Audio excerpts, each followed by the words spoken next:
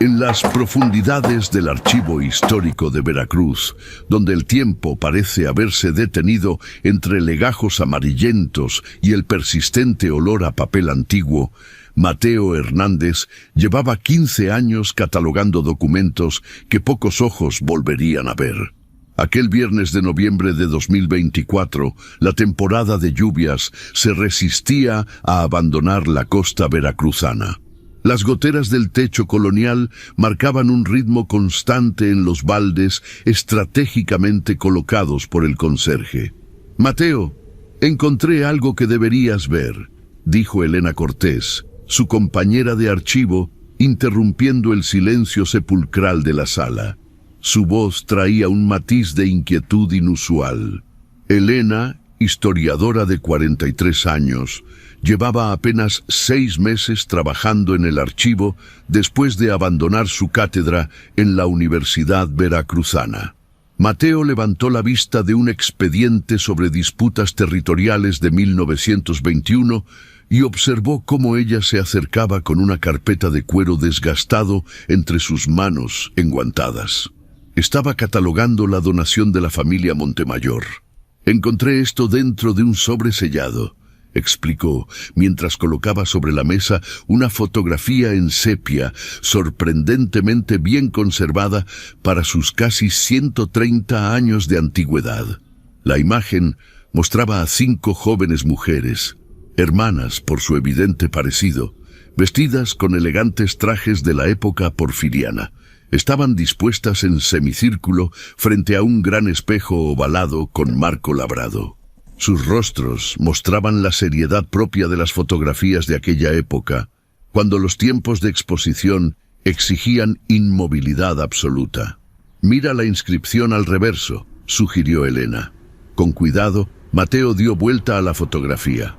Una caligrafía elegante pero temblorosa había escrito: «Las hermanas Montemayor, 15 de septiembre de 1894. Que Dios nos perdone». «Es interesante, pero ¿por qué te parece tan especial?», preguntó Mateo, sin comprender la inquietud de su colega. «Aún no lo ves, ¿verdad?». Elena tomó una lupa de su escritorio. «Observa el reflejo en el espejo». Mateo ajustó sus anteojos y acercó la lupa a la imagen. Lo que vio hizo que su sangre se helara.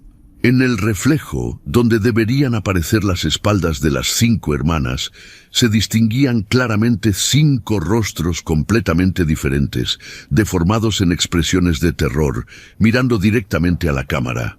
Esto debe ser algún tipo de truco fotográfico», balbuceó Mateo, aunque sabía que en 1894 las técnicas de manipulación fotográfica eran extremadamente limitadas. «Pensé lo mismo», respondió Elena, «pero encontré esto en el mismo sobre». Deslizó un recorte amarillento de periódico fechado el 20 de septiembre de 1894, apenas 5 días después de la fotografía. El titular decía: «Tragedia en la hacienda Montemayor. 5 hermanas aparecen muertas en circunstancias misteriosas». Un escalofrío recorrió la columna vertebral de Mateo mientras leía el breve artículo que describía cómo las 5 hermanas Montemayor habían sido encontradas sin vida en el salón principal de su hacienda, frente a un gran espejo ovalado, sin signos de violencia. Las autoridades habían atribuido las muertes a algún tipo de envenenamiento, aunque nunca se determinó la causa exacta. «Debemos digitalizar esto inmediatamente», dijo Mateo, intentando mantener la compostura profesional. «Es un documento histórico valioso». Elena asintió, pero en sus ojos había una sombra de duda. «Hay algo más, Mateo. La donación incluye un diario personal de Isabel Montemayor, la mayor de las hermanas. Apenas he comenzado a leerlo, pero las primeras páginas mencionan que compraron el espejo a un anticuario de origen gitano que pasaba por Veracruz. Isabel escribió que desde la llegada del espejo comenzaron a escuchar voces durante la noche. El ruido de la lluvia contra los ventanales se intensificó de repente, como si la tormenta quisiera participar en la conversación.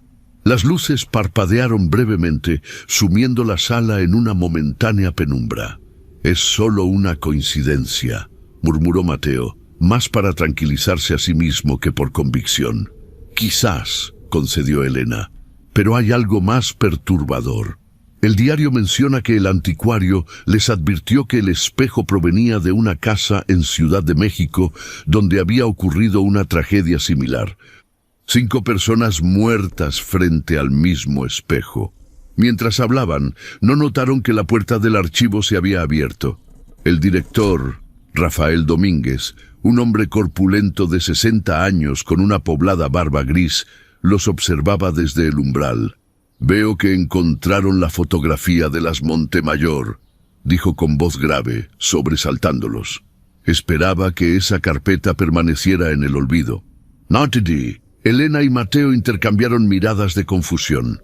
«¿Conoce esta fotografía, director?», preguntó Mateo. Rafael avanzó lentamente hacia ellos. Sus pasos resonaron en el piso de madera antigua. «Mi abuelo fue el fotógrafo que tomó esa imagen. Nunca se recuperó de lo que vio aquel día. Pasó sus últimos años en un sanatorio, hablando de rostros atrapados en espejos». «Pero esto debe tener una explicación racional», insistió Mateo, aferrándose a su escepticismo como un náufrago a un madero. «La familia Montemayor era poderosa, pero también oscura», continuó Rafael, ignorando el comentario. «Se rumoreaba que su fortuna provenía del tráfico de reliquias robadas de iglesias y templos antiguos. El espejo, según las historias que me contó mi padre, no era la única pieza maldita en su colección». Un trueno estruendoso sacudió el edificio y las luces volvieron a parpadear, esta vez apagándose por completo durante varios segundos. Cuando volvió la electricidad, los 3 permanecieron en silencio, como si temieran que sus palabras pudieran convocar algo indeseado. «Creo que deberíamos respetar la advertencia», dijo finalmente Rafael, señalando la inscripción en el reverso de la fotografía. «Que Dios nos perdone». Claramente, sabían que algo terrible estaba por suceder. Elena, visiblemente pálida, asintió. «Podríamos sellar nuevamente los documentos y...» «No», interrumpió Mateo con firmeza. «Somos archiveros, no supersticiosos. Nuestro deber es preservar la historia, no enterrarla. Digitalizaremos estos documentos como cualquier otro». Rafael lo miró fijamente. «Como desees, Mateo. Pero te advierto, hay historias que, al desenterrarlas, cobran vida propia». Mientras el director se alejaba, Mateo tomó la fotografía nuevamente. Por un instante, le pareció que uno de los rostros en el reflejo había cambiado ligeramente de posición, como si hubiera girado para mirarlo directamente a él. Parpadeó varias veces, atribuyendo la ilusión al cansancio y a la sugestión. «Empezaré a digitalizar la fotografía», dijo, intentando que su voz sonara normal. «Tú puedes continuar con el diario». Elena dudó un momento. «¿Estás seguro de que debemos hacer esto?» «Son solo documentos antiguos, Elena, papeles y químicos fotográficos, nada más». Pero mientras colocaba la fotografía en el escáner, Mateo no pudo evitar sentir que los ojos de aquellos rostros reflejados seguían cada uno de sus movimientos, observándolo desde un lugar que no debería existir. Durante las 2 semanas siguientes, Mateo se sumergió obsesivamente en la investigación sobre las hermanas Montemayor. El diario de Isabel resultó ser una fuente perturbadora de información, relatando cómo, tras la adquisición del espejo, las 5 hermanas comenzaron a experimentar fenómenos inexplicables. Objetos que cambiaban de lugar durante la noche, susurros en habitaciones vacías y, lo más inquietante, la sensación constante de ser observadas. Elena había pedido algunos días de licencia, afectada por constantes pesadillas desde que comenzó a transcribir el diario. Mateo, en cambio, se había convertido en un hombre transformado por una obsesión febril, trabajando hasta altas horas de la noche en el archivo, ignorando las advertencias del director y las miradas preocupadas del resto del personal. «Tiene que haber una explicación», se repetía mientras revisaba viejos periódicos y registros civiles de la época. La familia Montemayor había sido una de las más influyentes durante el porfiriato en Veracruz. Dueños de extensas haciendas de café y tabaco, su riqueza solo era comparable con los rumores sobre sus oscuros negocios y conexiones políticas. Mateo descubrió que el padre de las hermanas, Ernesto Montemayor, había amasado una considerable fortuna tras varios viajes a Europa, de donde regresaba con antigüedades y obras de arte que vendía a coleccionistas privados. Algunos documentos sugerían investigaciones inconclusas sobre tráfico de piezas arqueológicas, pero nada había sido probado. El hallazgo más perturbador vino de un informe policial que Mateo encontró en los archivos estatales. El informe, firmado por el comisario Julián Vega, describía con detalle la escena encontrada en la hacienda Montemayor aquella fatídica noche de septiembre de 1894. Las 5 hermanas yacían en semicírculo frente al espejo, sin signos de violencia, pero con expresiones de terror absoluto en sus rostros. Lo más extraño, todas miraban hacia el espejo, como si hubieran visto algo horroroso reflejado en él justo antes de morir. El informe también mencionaba un detalle omitido en la prensa. Los ojos de las víctimas presentaban pequeñas hemorragias, como si hubieran sido testigos de algo tan terrorífico que sus corazones simplemente se detuvieron. Una tarde particularmente lluviosa, mientras Mateo compilaba sus hallazgos, recibió una llamada inesperada de Elena. «He estado investigando por mi cuenta», dijo ella. Su voz sonaba alterada. «Mateo, encontré algo sobre el espejo. No es el único caso». «¿A qué te refieres?» «He rastreado su historia. Antes de llegar a manos de las Montemayor, perteneció a una familia en Ciudad de México. 5 miembros de esa familia murieron en circunstancias similares en 1878. Y antes de eso, hay registros de una tragedia parecida en Puebla, en 1865. Mateo sintió que el aire se volvía denso a su alrededor. Podría ser una coincidencia. «No lo es», interrumpió Elena con firmeza. «Siempre son 5 personas, siempre frente al espejo. Y hay más. Logré contactar con un descendiente lejano de los Montemayor que vive en Xalapa. Dice que el espejo no fue destruido como ordenaron las autoridades. Alguien lo compró en una subasta de bienes confiscados». «¿Quién?» «Eso es lo que me asusta, Mateo. Según mis investigaciones, el espejo pasó por varias manos hasta llegar a un anticuario de Veracruz en los años 50. El mismo anticuario que quebró y vendió su inventario al gobierno estatal para el Museo Regional». Un escalofrío recorrió la espalda de Mateo. «¿Estás sugiriendo que el espejo podría estar en las bodegas del museo? Eso es absurdo». «Quizás, pero hay algo más inquietante. Desde que comenzamos a trabajar con estos documentos, han ocurrido 5 muertes inexplicables en Veracruz. 5 personas sin conexión aparente entre sí, encontradas en sus hogares sin signos de violencia, pero con expresiones de terror». Mateo se quedó en silencio, procesando la información. Parte de él quería descartar todo como una serie de coincidencias macabras alimentadas por la sugestión, pero otra parte, cada vez más insistente, le advertía que estaba tocando algo que debería permanecer enterrado. «Elena, necesito que vengas al archivo. Tenemos que revisar toda la documentación nuevamente». «No puedo, Mateo. No me siento segura.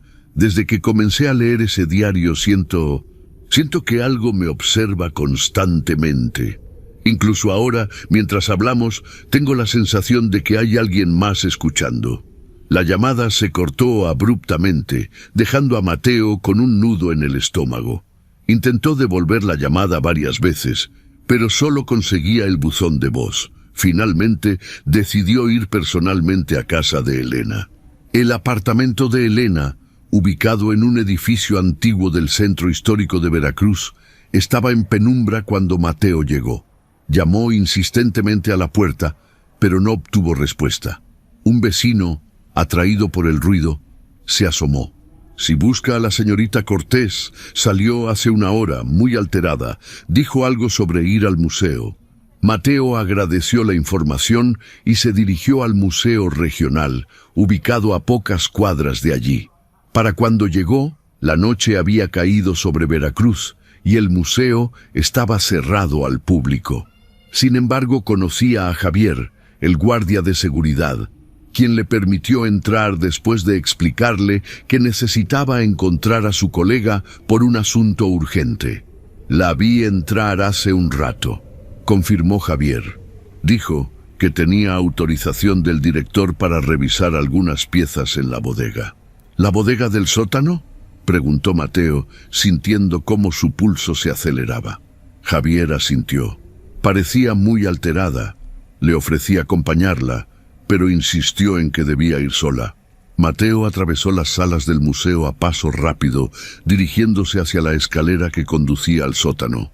La bodega era un laberinto de estanterías metálicas repletas de artefactos catalogados, esperando ser exhibidos o estudiados.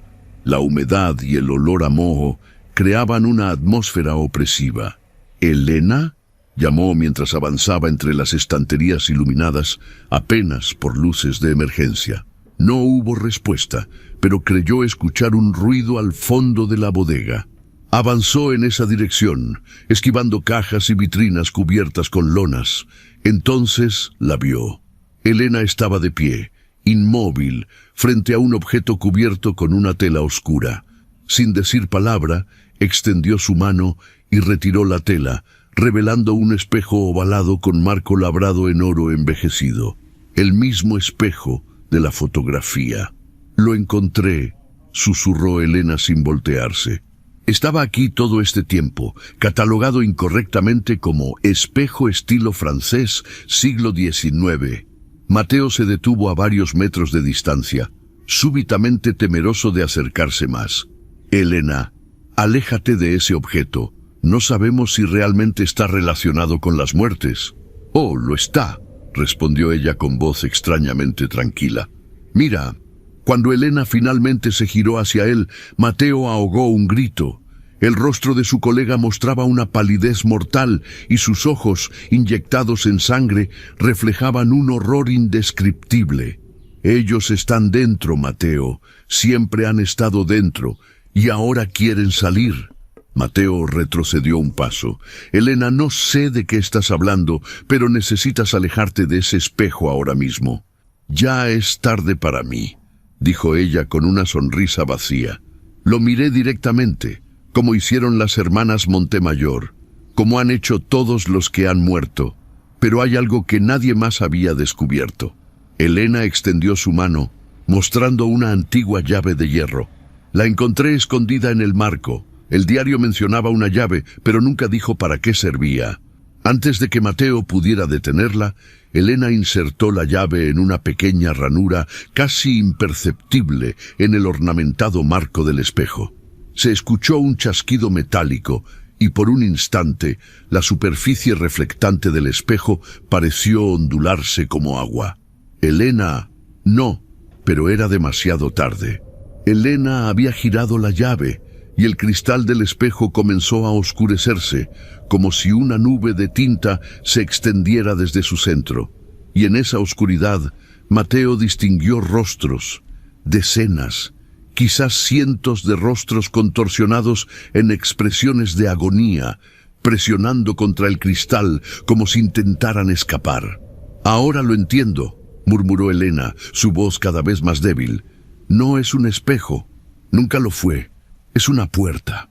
La oscuridad comenzó a extenderse más allá del marco, envolviendo la mano de Elena que aún sostenía la llave. Ella no gritó, no intentó apartarse. Solo miraba fascinada cómo la oscuridad reptaba por su brazo, su hombro, su cuello. Mateo, paralizado por el terror, fue incapaz de moverse hasta que escuchó un grito proveniente de la escalera. Era Javier, el guardia, que había bajado a comprobar si todo estaba bien. «Salga de aquí ahora mismo», gritó Mateo recuperando la movilidad. «Llame a emergencias». Javier, al ver la escena, retrocedió horrorizado y corrió hacia la salida. Mateo intentó acercarse a Elena, pero la oscuridad ya la había envuelto casi por completo. «5, Mateo», susurró ella mientras su rostro era lo último visible. «Siempre necesitan 5». Con un último esfuerzo, Mateo agarró un extintor de la pared y lo lanzó contra el espejo. El cristal se agrietó, pero no se rompió.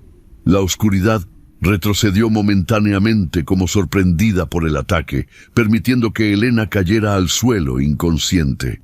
Aprovechando ese instante, Mateo se lanzó hacia adelante, agarró a Elena por los tobillos y tiró con todas sus fuerzas, arrastrándola lejos del espejo. La oscuridad pareció dudar, extendiendo tentáculos nebulosos hacia ellos, pero sin atreverse a alejarse demasiado del marco. Con un esfuerzo sobrehumano, Mateo cargó a Elena sobre su hombro y corrió hacia la salida, sin mirar atrás, sintiendo cómo el aire a su alrededor se volvía cada vez más frío, como si toda la calidez fuera absorbida por aquella entidad oscura. Cuando finalmente alcanzaron la escalera, Mateo escuchó un sonido que nunca olvidaría. Cientos de voces gimiendo al unísono, no de rabia o amenaza, sino de hambre insatisfecha. Elena permaneció en coma durante 3 días. Los médicos no encontraron explicación para su estado. Todos sus signos vitales eran normales, pero simplemente no despertaba. Mateo apenas se separó de su lado en el hospital, atormentado por visiones fragmentadas de lo que había presenciado en la bodega del museo. Cuando finalmente informó a Rafael, el director del archivo, sobre lo ocurrido, éste lo escuchó en silencio, su rostro envejeciendo 10 años durante el relato. «Debimos haberlo dejado enterrado», murmuró Rafael. «Algunos secretos deben permanecer ocultos». «¿Usted sabía sobre el espejo?», preguntó Mateo, la indignación superando momentáneamente su miedo. Rafael desvió la mirada. «No con certeza, solo rumores, leyendas familiares. Mi abuelo hablaba en sus delirios sobre los que viven detrás del cristal, pero todos pensaban que era la demencia». «Pues su abuelo tenía razón», espetó Mateo. «Y ahora Elena está pagando el precio de nuestra ignorancia». «¿Qué planeas hacer?», preguntó Rafael. «Destruir ese maldito espejo», respondió Mateo sin dudar. «Debe haber una forma. Si realmente es lo que temo, no será tan sencillo. Objetos como ese no pueden ser destruidos con métodos convencionales». Mateo se pasó una mano temblorosa por el rostro. Durante los últimos días, apenas había dormido, perseguido por pesadillas en las que rostros distorsionados lo llamaban desde superficies reflectantes. «El diario de Isabel Montemayor», dijo finalmente. «Debe contener alguna pista». Ella investigó el origen del espejo. «Las últimas páginas están en clave», recordó Rafael. «Elena estaba intentando descifrarlas cuando todo esto comenzó. Tenemos que resolverlo, y rápido». Esa misma noche, Mateo volvió al archivo, determinado a descifrar el código utilizado por Isabel. Después de horas de análisis infructuoso, tuvo una revelación. No era un código, sino un texto escrito al revés y en latín. Utilizando un espejo de mano y sintiendo una terrible ironía al hacerlo, comenzó a transcribir el texto. «Speculum animarum captarum», el espejo de las almas cautivas, fabricado en 1665 por Alphonse Durand, alquimista y nigromante, utilizando cristal fundido con cenizas humanas y mercurio extraído de tumbas profanadas. Durand creía haber encontrado una puerta al más allá, un conducto para comunicarse con los muertos. Pero lo que creó fue una prisión para almas, un vórtice que atrapa la esencia vital de quienes se reflejan en él durante demasiado tiempo. Mateo continuó leyendo, su corazón acelerándose con cada revelación. Isabel había rastreado la historia del espejo hasta su origen en Francia, documentando cada tragedia asociada a él. Siempre el mismo patrón. 5 víctimas, sin signos de violencia física, pero con expresiones de terror indescriptible. El poder del espejo aumenta con cada alma que consume, había escrito Isabel. Los primeros síntomas de su influencia son sutiles: insomnio, paranoia, la sensación constante de ser observado. Luego vienen las voces, los susurros que prometen revelar secretos prohibidos. Finalmente, las visiones. Reflejos que no corresponden, rostros que no son los propios, manos que emergen del cristal. Mateo se detuvo, recordando las palabras de Elena antes de colapsar. Siempre necesitan 5. Según el diario, el espejo necesitaba 5 almas para completar un ciclo. 5 almas para abrir completamente la puerta que Durand había creado accidentalmente. Las últimas páginas contenían el hallazgo más valioso de Isabel, una posible forma de destruir el espejo. Durand, atormentado por su creación, había intentado destruirla antes de suicidarse. Su método requería un ritual específico durante el solsticio de invierno, cuando la barrera entre los mundos era más débil. Pero hay un precio, advertía Isabel. Quien intente destruir el espejo debe estar dispuesto a ofrecer algo a cambio, un sacrificio voluntario. Mateo sintió un escalofrío recorrer su espina dorsal. El solsticio de invierno de aquel año caería en apenas 2 días. Tenía poco tiempo para prepararse. Al día siguiente, mientras investigaba los componentes necesarios para el ritual, recibió una llamada del hospital. Elena había despertado. Cuando llegó a su habitación, la encontró sentada en la cama, mirando fijamente por la ventana. Su piel seguía pálida, pero sus ojos ya no mostraban aquel horror vacío. Elena, la llamó suavemente. Ella se giró lentamente hacia él. Una sonrisa débil se dibujó en sus labios. Mateo, me sacaste de allí. ¿Recuerdas lo que pasó? Elena asintió, estremecida por el recuerdo. Lo vi todo, Mateo. El espejo no solo atrapa almas, es una colonia, un enjambre, cientos de entidades atrapadas juntas durante siglos, fusionándose en algo nuevo, algo hambriento. Encontré el método para destruirlo, dijo Mateo, en el diario de Isabel. El ritual de Durand, asintió Elena. Lo vi mientras estaba allí dentro. Vi muchas cosas, Mateo, demasiadas. ¿Qué viste? Él te preguntó, temeroso de la respuesta. Elena clavó su mirada en él. Vi que no soy la única que ha sido marcada. Tú también lo estás. Y Rafael, y Javier, el guardia, y la enfermera que me atiende. 5. Mateo. Siempre buscan 5. Mateo sintió que el suelo se movía bajo sus pies. ¿Estás diciendo que nos han elegido? ¿Que vendrán por nosotros? Ya están viniendo, susurró Elena. Incluso ahora están encontrando el camino. Cada reflejo es una ventana para ellos, cada superficie brillante una oportunidad. Como para confirmar sus palabras, la jarra de agua junto a la cama de Elena vibró ligeramente. En su superficie, por un instante, Mateo creyó ver un rostro distorsionado que no era el suyo. Tenemos que actuar esta noche, decidió. No podemos esperar al solsticio. El ritual no funcionará, advirtió Elena. Necesita la alineación correcta. Encontraremos otra forma, insistió Mateo. Debe haberla. Esa noche, Mateo, Elena, que había insistido en ser dada de alta, Rafael y Javier se reunieron en el museo después del cierre. La quinta persona marcada, la enfermera Luisa Vega, se había negado a participar, considerando toda la historia como un delirio colectivo. Tenemos que sellar la entidad dentro del espejo, explicó Mateo mientras descendían hacia el sótano, y luego destruir el objeto físico. Habían traído lo necesario según las notas de Isabel: sal purificada, hierbas rituales, velas de cera negra.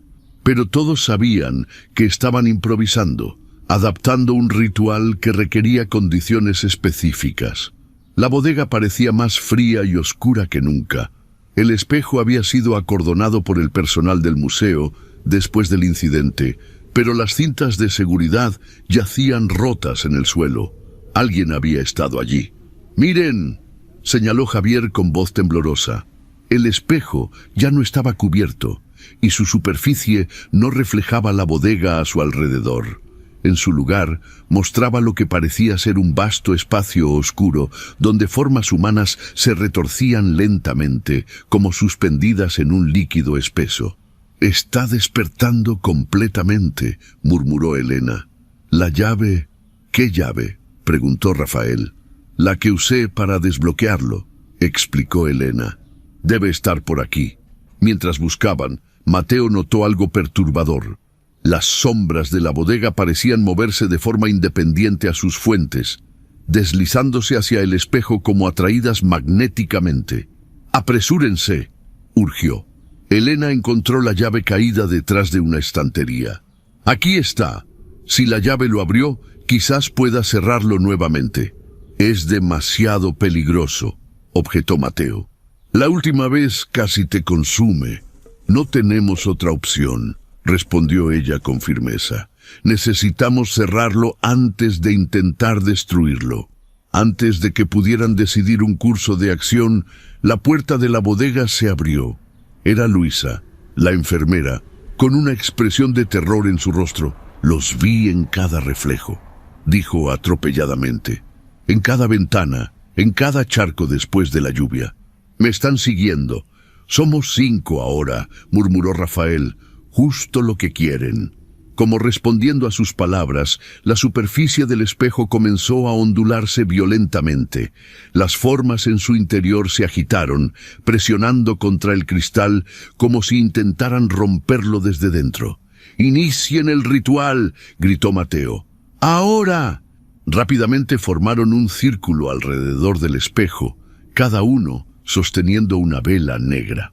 Mateo comenzó a recitar las palabras del ritual que había memorizado del diario de Isabel, mientras Elena esparcía la sal purificada en un círculo alrededor del espejo. El aire se volvió denso, cargado de electricidad estática. Las luces de la bodega parpadearon y finalmente se apagaron, dejándolos iluminados únicamente por las velas y el resplandor antinatural que emanaba del espejo. «¡No está funcionando!», gritó Javier cuando el cristal comenzó a fracturarse desde dentro. «El sacrificio», recordó Mateo. «El ritual requiere un sacrificio voluntario». En ese momento, la superficie del espejo se quebró con un sonido cristalino y la oscuridad comenzó a derramarse como un líquido denso hacia el suelo de la bodega. Tentáculos nebulosos de oscuridad se extendieron, buscando a los 5 presentes. «Yo lo haré», dijo Rafael con voz firme. «He guardado este secreto demasiado tiempo. Es mi responsabilidad». Antes de que alguien pudiera detenerlo, Rafael avanzó hacia el espejo, atravesando el círculo de sal.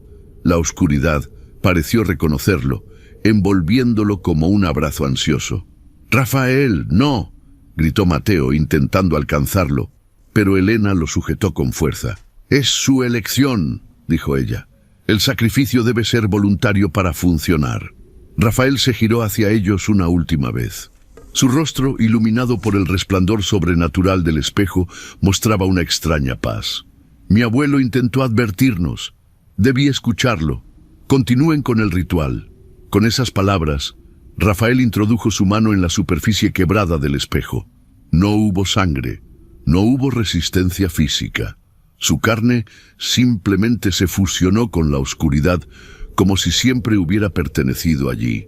«Speculum, animarum, captarum», comenzó a recitar Mateo, su voz temblando mientras observaba cómo Rafael era absorbido gradualmente por el espejo. «Te devolvemos lo que es tuyo a cambio de nuestra libertad». Los demás se unieron al canto, repitiendo las palabras en un coro improvisado que resonaba en la bodega.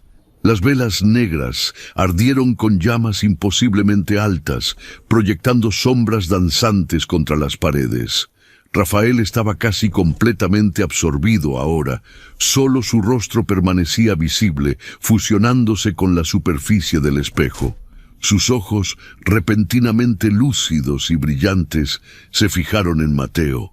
La llave, Mateo. Cuando termine, gira la llave. Fueron sus últimas palabras antes de desaparecer por completo. La superficie del espejo se tornó momentáneamente líquida, como mercurio fundido, antes de solidificarse nuevamente. Los tentáculos de oscuridad vacilaron, como confundidos por el sacrificio inesperado. «¡Ahora, Elena!», gritó Mateo. Elena, sosteniendo la antigua llave de hierro, se acercó al espejo con paso decidido. Los tentáculos de oscuridad retrocedieron ante ella, como reconociendo su propósito.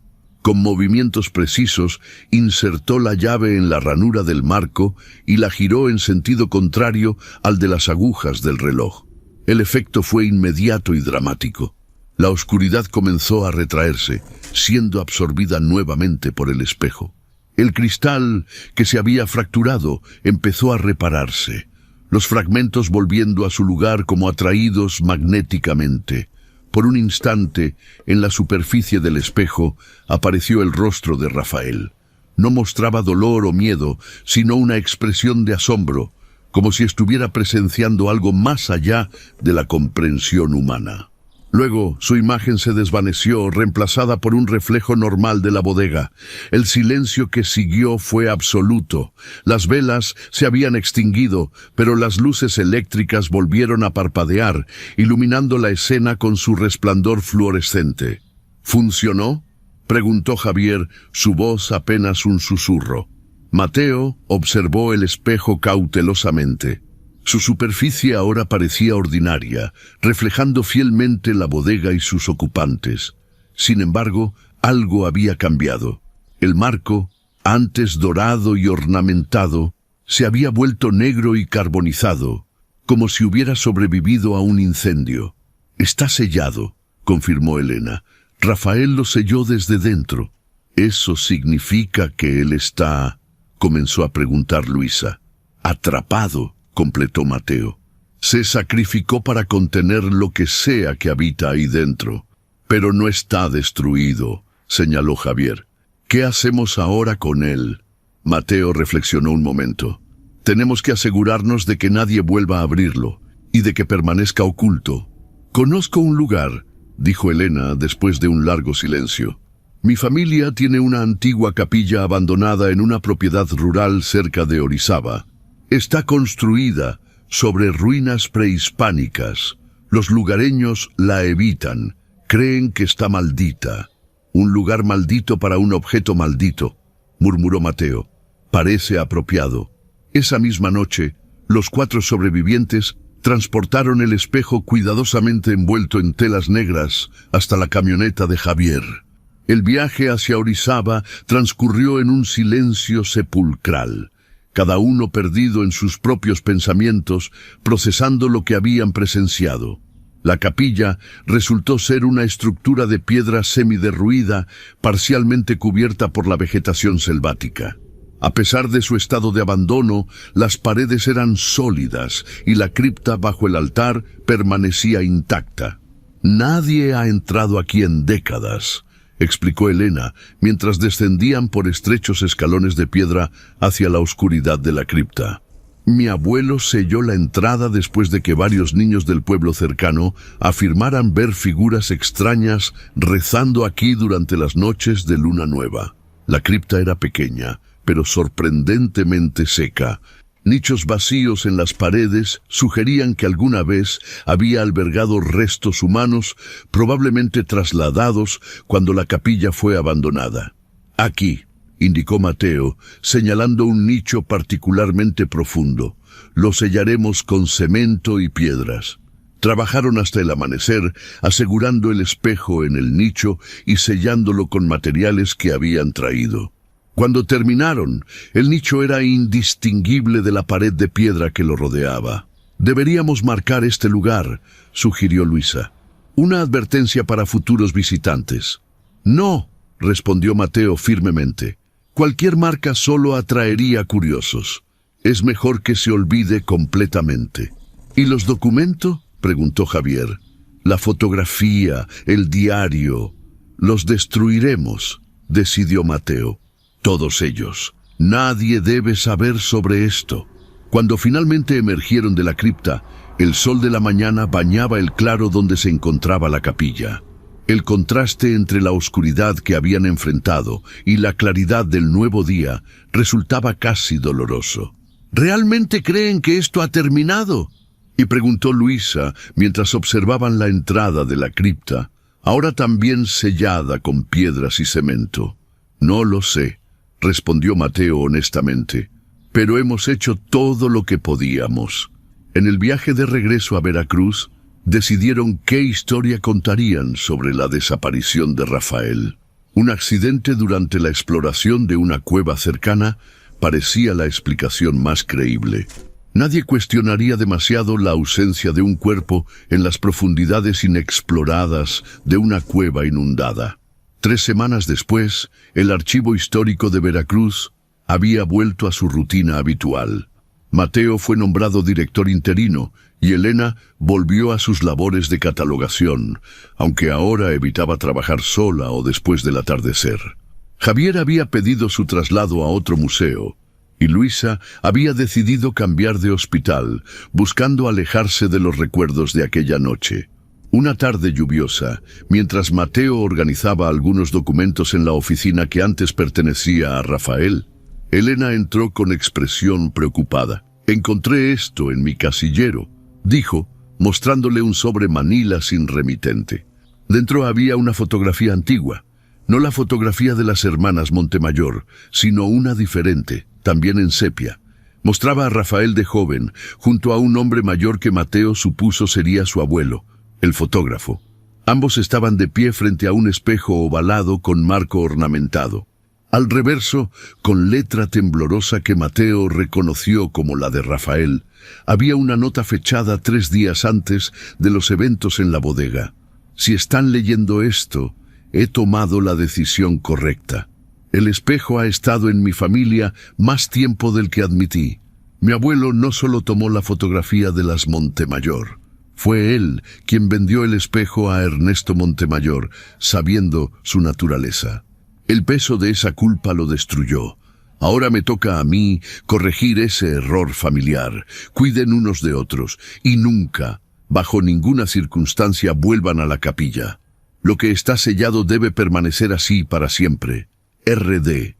Mateo y Elena intercambiaron miradas de asombro y consternación. Él lo sabía todo desde el principio, murmuró Elena. Sabía lo que pasaría. Y aún así permitió que investigáramos, añadió Mateo, sintiendo una mezcla de admiración y rabia hacia su antiguo director. Quizás no tenía elección, sugirió Elena. Quizás el espejo ya había comenzado a influir en todos nosotros desde que encontramos la fotografía. Dirigiéndonos hacia él, Mateo observó la fotografía nuevamente. Había algo extraño en ella, algo que no había notado al principio. El reflejo en el espejo no mostraba a Rafael y su abuelo, sino solo oscuridad. Y en esa oscuridad, apenas distinguible, el rostro de un hombre de barba blanca que no estaba presente en la habitación. «Debemos quemar esto», dijo Mateo, dirigiéndose hacia el pequeño incinerador que utilizaban para documentos irreparablemente dañados. Elena asintió, pero antes de que pudieran destruir la fotografía, la luz de un relámpago iluminó la oficina, seguida por el estruendo de un trueno que sacudió las ventanas. Por un instante, en el reflejo de la ventana empapada por la lluvia, ambos creyeron ver una figura familiar observándolos desde el otro lado. Rafael Domínguez sonreía, pero sus ojos estaban vacíos y oscuros, como pozos sin fondo. Sus labios se movieron, formando palabras que no podían escuchar. Cuando el relámpago pasó, solo quedaba su propio reflejo en el cristal. «¿Crees que alguna vez realmente termina?», preguntó Elena en un susurro. Mateo no respondió inmediatamente. Encendió el incinerador y colocó la fotografía dentro, observando cómo las llamas devoraban el papel, transformando la imagen en cenizas. «No lo sé», dijo finalmente, «pero mientras sigamos vivos, seguiremos luchando contra ello». Afuera, la tormenta arreciaba sobre Veracruz, y en cada gota de lluvia que golpeaba las ventanas, en cada charco que se formaba en las calles, en cada superficie reflectante de la ciudad, acechaban ojos que no debían existir, esperando pacientemente otra oportunidad, porque algunas historias nunca terminan realmente, solo entran en un inquieto sueño, esperando ser despertadas nuevamente por aquellos lo suficientemente curiosos o lo suficientemente desafortunados para tropezar con sus secretos enterrados.